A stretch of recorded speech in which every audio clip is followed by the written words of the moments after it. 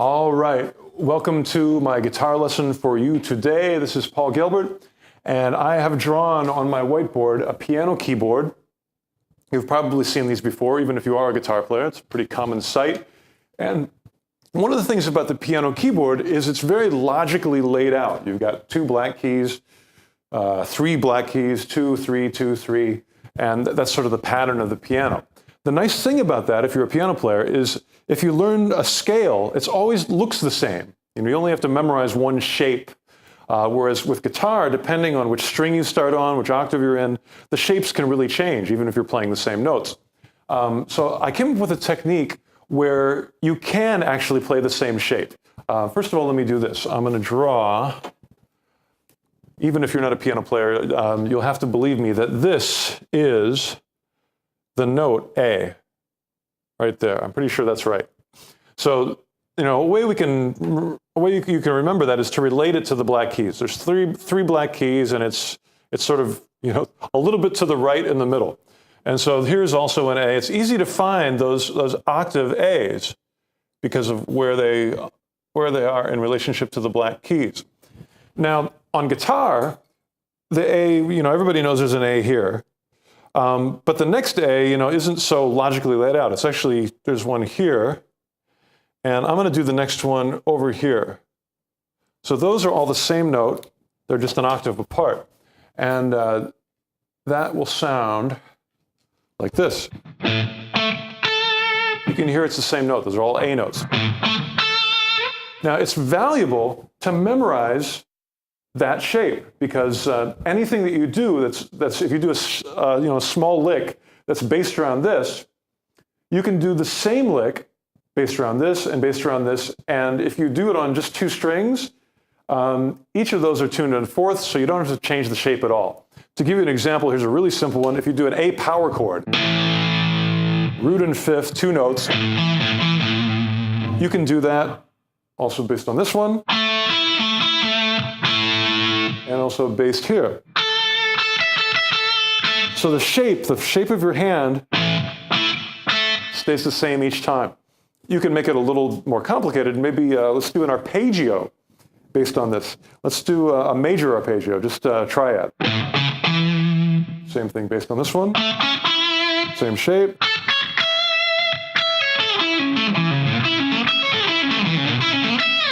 It's very easy for your brain to do this, because you only have to memorize one shape. If you finger that arpeggio the same notes another way, you might be going like...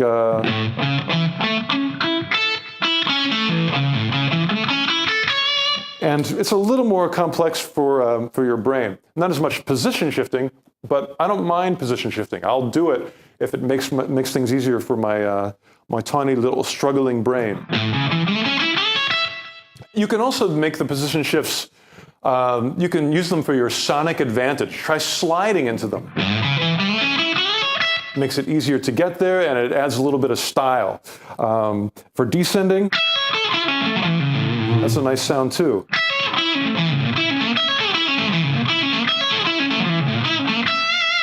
And I'm using pull-offs to try to make it easier to play so I don't have to pick everything. I want to give you a bunch of examples of ways you can use this for your solos. First of all, that power chord one, if you play the notes separately, that's a pretty cool sound. Let's try that in a couple different places. Like if you're doing a chord progression, maybe a heavy metal chord progression that goes to F. That's a cool way to get up those intervals really fast. Let's actually add a couple notes to that. Let's make it an F Lydian sound, which would be, I'm going to pick these three notes, or 4 notes to give it a Lydian tonality. F, A, B, C. And then we'll find the F octaves using this same principle, just starting an F. I'm finding them all with my second finger, because technically that's where my lick starts. Second finger again, second finger again, always starting on F. You can hear the Fs there. They sound like each other. And let's use that sliding technique to make it a little smoother and easier, and sounds cool.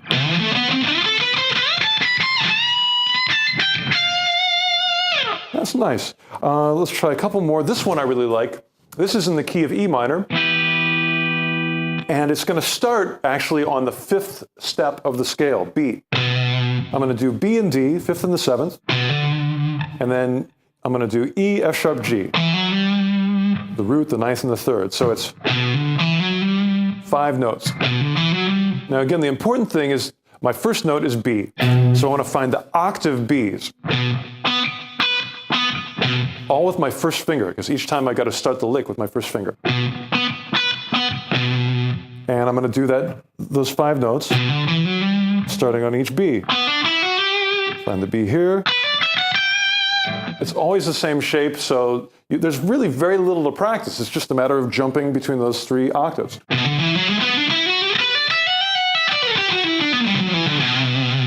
That's a nice sound. It's got a wide range to it. You're going all the way from this note to this note. So that's a wide range of notes.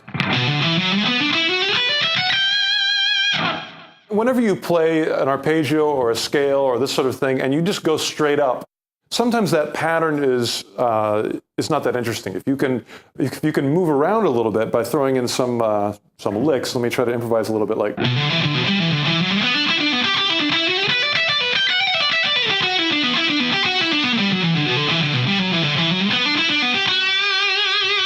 That might be a little more organic. I didn't really plan that out. I just used some of my regular, sort of legato. Picked one of the notes twice. That's useful to get the most out of a lick.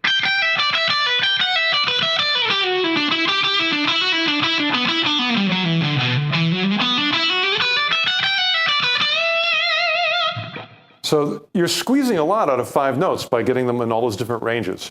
Let me give you one more. This one is for rock players, kind of an unusual sound, but it's very useful actually. It sounds very impressive music theory-wise because it's a minor 7 flat 5 arpeggio, and I'm going to play it in the key of. Nothing, what else but C sharp. This would be the chord that I'm trying to outline. And I'm going to start on the 7th, and it sounds like this. 4 notes. Suddenly it's not so difficult because all it is 4 notes, and they're pretty easy to play. B, C sharp, which is the 7th in the root, and E and G, the 3rd and the flat 5.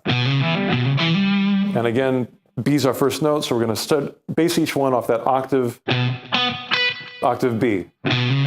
Find the next B, next B. Now, I'm no good at explaining music theory, so I won't try too hard here, but this chord actually sounds good over an A7.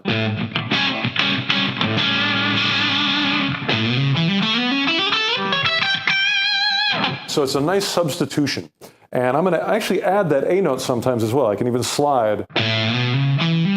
Start on the octave A. Start on the octave A. And that's a cool sounding kind of fusion-y lick over an A7.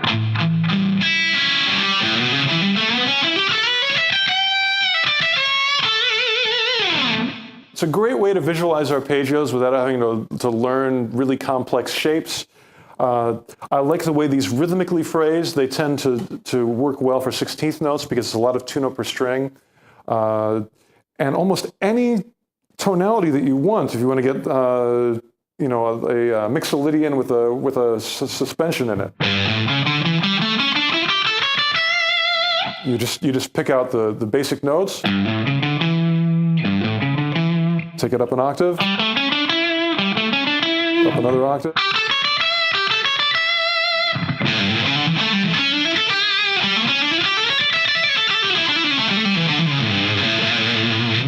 Great way to get around the neck. So use the octaves. It's using the simplicity of the math of the piano on the neck of the guitar.